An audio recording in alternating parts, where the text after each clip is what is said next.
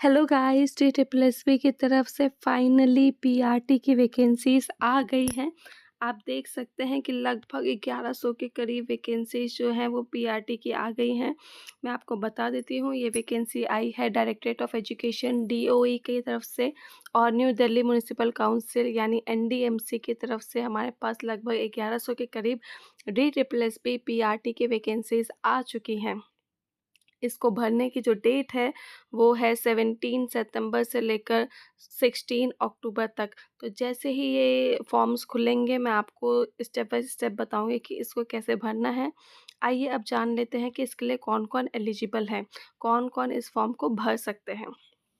तो देखिए अ अ, आपके इसके लिए 12th में आपके कम से कम 50% नंबर होने चाहिए और साथ ही में आपने एलिमेंट्री एजुकेशन की फ़ील्ड में कुछ ना कुछ किया होना चाहिए, चाहे वो डीएलएड हो और बीएलएड हो, जेबीटी हो, तो आप इस फॉर्म को भर सकते हैं।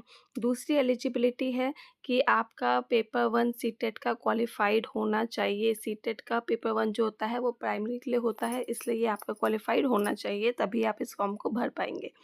तीसरी जो क्वालिफ़िकेशन है कि आपने अपने सेकेंडरी लेवल में कम से कम हिंदी, उर्दू, पंजाबी या इंग्लिश इन सब्जेक्ट में से कोई भी एक सब्जेक्ट अपनी सेकेंडरी लेवल में पास किया होगा, तो तभी आप इस फॉर्म को भर पाएँगे।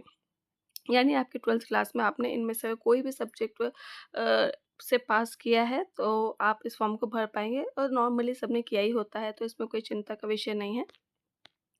अब आइए जान लेते हैं कि इसमें कितनी फ़ीस लगने वाली है आपको? ये भी एक खुशखबरी है कि इसमें महिलाओं के लिए और SC, ST, PWBD के लिए कोई फ़ीस नहीं लगेगी, बिल्कुल निःशुल्क आप ये फ़ॉर्म भर सकते हैं और बाकी जिनके लिए फ़ीस लगने वाली है, उनके लिए मात्र ₹100 की फ़ीस है, जो आपको भरनी होगी। इसके बाद मैं आपको इस पेपर के पैटर्न को समझा देती हूँ। DSSB पीआरटी का एग्ज़ाम एक ऑनलाइन एग्ज़ाम होता है, जो कि 2 घंटे का होता है और 200 नंबर का होता है, जिसमें 200 क्वेश्चन होते हैं।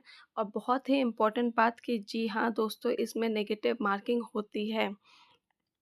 इसके सिलेबस के बारे में बता देती हूँ आपको। ये पेपर जो है वो 2 सेक्शंस में डिवाइडेड रहता है, सेक्शन ए और section B. Section A general paper रहता है और सेक्शन बी आपका एजुकेशन से रिलेटेड रहता है। सेक्शन ए में आपको 5 सब सेक्शंस होते हैं, जो 20-20 नंबर के डिवाइडेड रहते हैं। जिसमें 5 सेक्शन ए के 5 सेक्शन में सबसे पहले आता है रीज़निंग, फिर जनरल अवेयरनेस, फिर मैथ्स, फिर इंग्लिश, फिर हिंदी।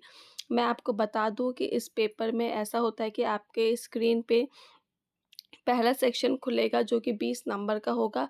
जो सेक्शन खुला है आपको वही सॉल्व करना होगा, पहले उसके 20 क्वेश्चन सॉल्व करने होंगे, तभी आप अगले सेक्शन पे जा सकते हैं और जब आप पहले सेक्शन को सबमिट कर देंगे तभी आप दूसरे सेक्शन में जा सकते हैं।